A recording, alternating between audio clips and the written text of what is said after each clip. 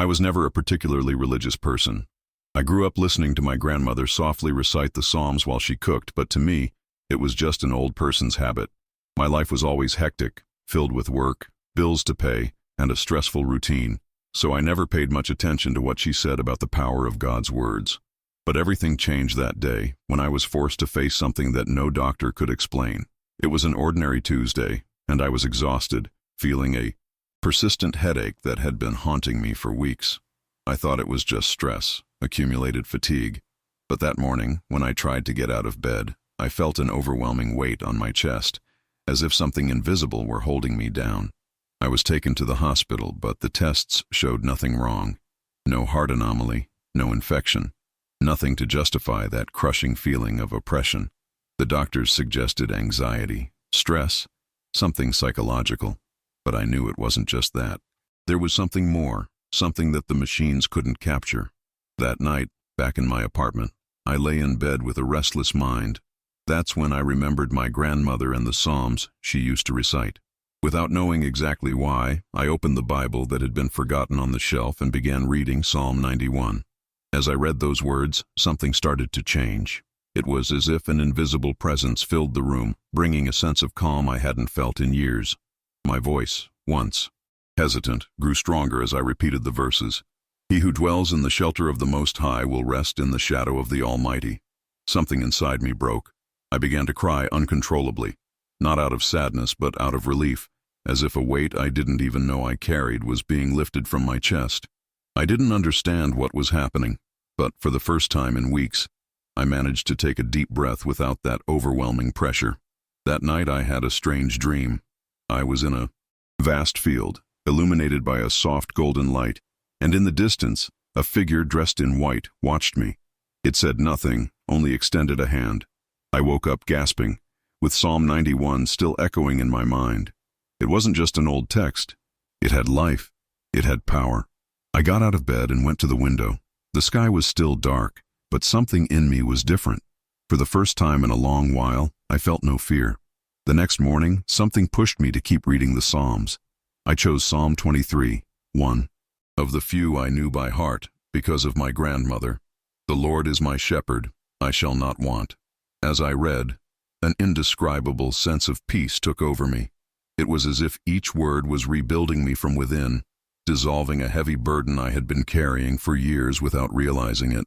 My previously confused mind began to clear, and that oppressive feeling that had tormented me started to fade. For the first time in weeks, I was able to have breakfast without that pressure on my chest, without the fear that something terrible might happen at any moment. During the day, I felt a different kind of energy.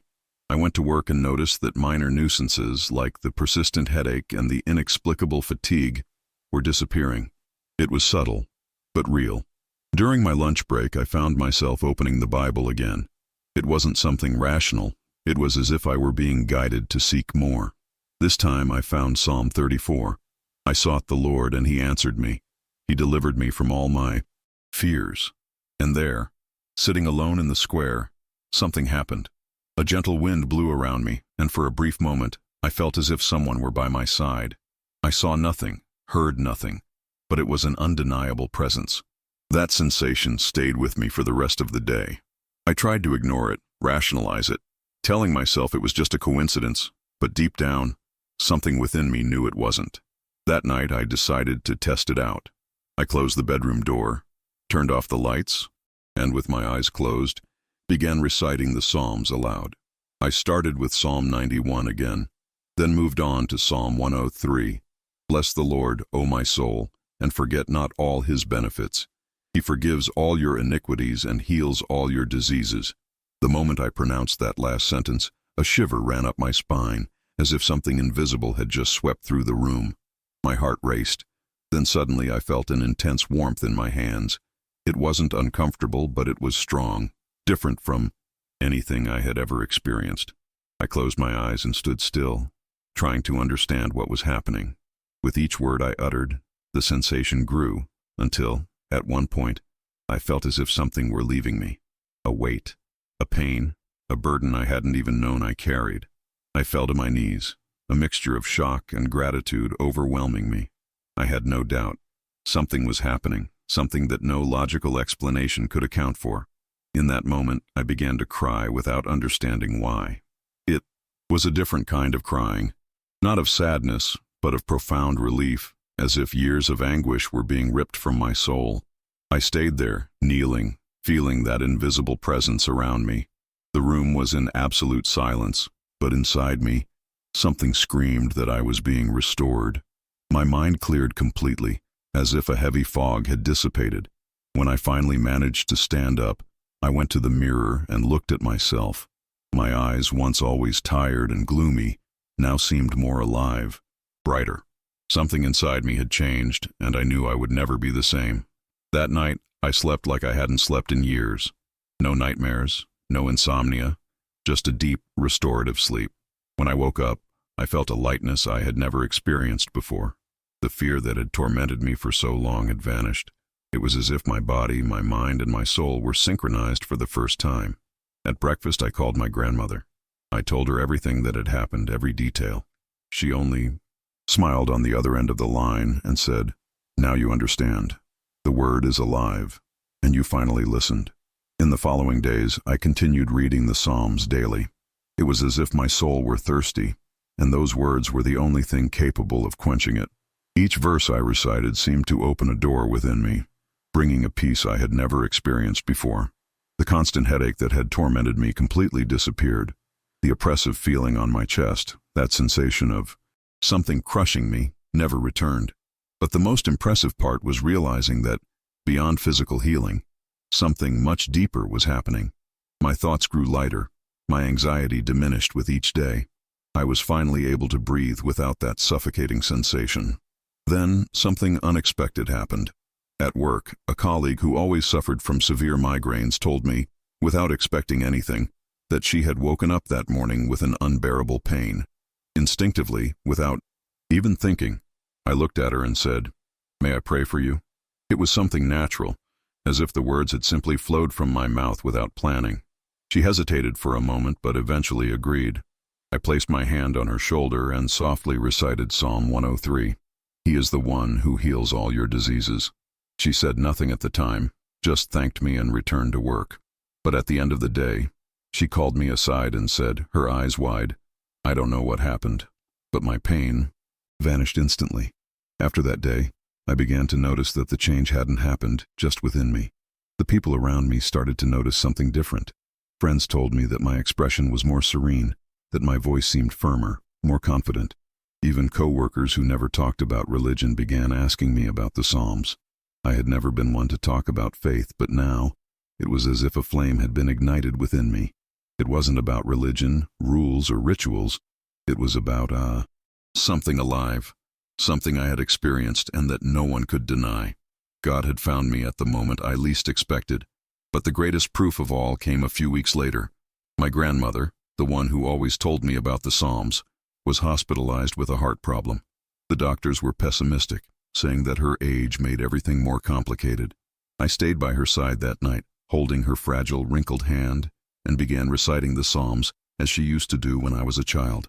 Psalm 121 naturally flowed from my mouth. "The Lord is your keeper. The Lord is your shade at your right hand." My voice trembled, but I persisted. Even in her weakened state, she smiled. And, in that early morning, something unexpected happened. As I recited the verses, I felt that same inexplicable warmth in my hands, the same one I had felt in my experience weeks before. I looked at my grandmother and realized that she too was feeling something. Her eyes were closed, but a serene smile formed on her lips. Suddenly, her breathing, which had been irregular and weak, became more stable. She squeezed my hand lightly and whispered, "He is here." Chills ran down my entire body. The heart monitor, which had previously shown worrisome signs, began displaying a sudden improvement. The nurses entered the room, surprised by the change in her vital signs. None of them could explain it, but I knew what was happening. The next morning, the doctors were confused. Her condition had stabilized in a way no one had expected. She remained hospitalized for observation, but every test showed that the problem was receding.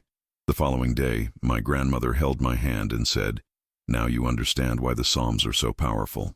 And I understood. It wasn't just a series of pretty verses. It was a gateway to something much greater.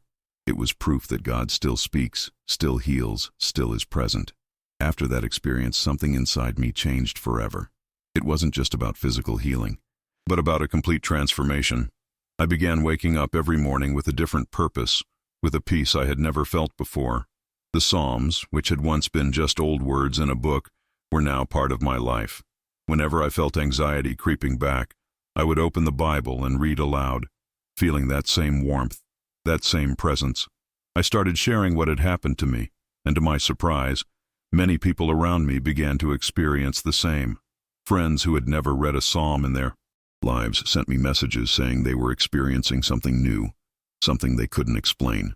One day, I received an unexpected phone call.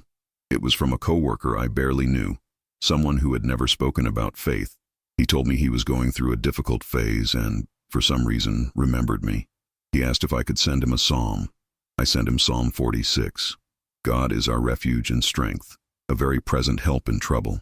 The next day, he came looking for me at the office and, with tears in his eyes, said, "I can't explain it, but something changed after I read those words." And there, once again, I understood that what had happened to me wasn't just for me. It was meant to be shared. Over time, I realized that my faith was no longer based solely on what I had learned as a child or on what my grandmother had taught me.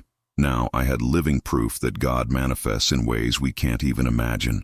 Every day, new situations showed me that the Psalms were not merely beautiful words or an old custom. They were powerful spiritual tools. I began to notice that whenever I felt weak, all it took was reciting a psalm aloud for the atmosphere around me to change. No matter where I was, at home, at work, or even in the middle of traffic, the effect was the same. Something real was happening, something I couldn't explain, but something I felt deeply. One day, while riding the subway home, I saw a woman sitting in a corner, silently crying. I could have simply ignored her, as I had done so many times with strangers throughout my life. But something inside me urged me to do differently. I approached her, and not quite knowing what to say, whispered, "The Lord is near to the brokenhearted and saves those who are crushed in spirit." It was a verse from Psalm 34. She raised her puffy eyes, stared at me for a long moment, and without saying a word, simply nodded. I don't know what happened afterward. I never saw her again. But in that moment, I was sure that God had spoken to her through my words, just as he had spoken to me weeks before. Every day that passed made it clearer to me that the transformation I had experienced wasn't an isolated event, but the beginning of something greater. Before, I was just someone trying to survive the chaos of life, clinging to anything that could make me forget the weariness and anxiety. Now, I lived with a purpose. Not that my life had become perfect. Challenges remained.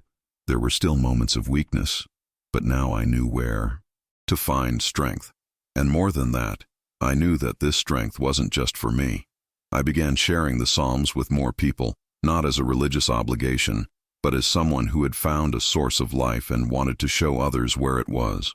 What happened to me that night when I began reciting the Psalms for the first time was the turning point of a journey that continues to this day. Looking back, I realized that I was never truly alone, even in my darkest moments. God was always there, waiting for me to turn to him, waiting for me to open my mouth and declare the words that had the power to change everything. And now, every time someone asks me if I believe in miracles, I smile and say, yes, and I am living proof of that. I can't say exactly why that happened to me, or why the Psalms had such a profound effect on my life, but I know that something changed, and that change was real. I could try to explain it as emotional relief, as a new perspective on life, but it wouldn't be enough. What happened was something greater, something that transcends any human logic. Since that day, I have never doubted the power of the Word. Whenever I encounter someone in difficulty, I remember what I experienced and share my story. Because if God did this for me, he can do it for anyone willing to open their heart and simply believe. And perhaps that is the greatest lesson I learned. Healing doesn't always come in the way we expect. Sometimes it isn't an instant miracle or a supernatural sign that lifts us out of suffering. Sometimes healing comes in the form of a verse whispered at the right moment. It comes in the unexpected relief after a sincere prayer. It comes when we understand that we were never truly alone. And above all, it comes when we finally realize that the words God left for us are not just to be read, they are to be lived. After that experience, I began to notice something curious. The Psalms not only brought healing and relief, but also seemed to act as an invisible shield around me. Before, my mind was tumultuous, filled with negative thoughts, fears, and uncertainties. But now, whenever one of those thoughts tried to return, it was as if my soul had an automatic response. Without effort, my mouth would start murmuring a verse, and the anxiety would vanish. It was almost involuntary, much like breathing. I began to understand why so many people throughout history turned to the Psalms. They were not just words, they were a refuge, a spiritual fortress that protected me day after day. And the most impressive part was seeing that effect spreading.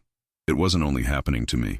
A cousin of mine, who had always struggled with panic attacks, came to visit, and for some inexplicable reason, I began reading Psalm 27 to him.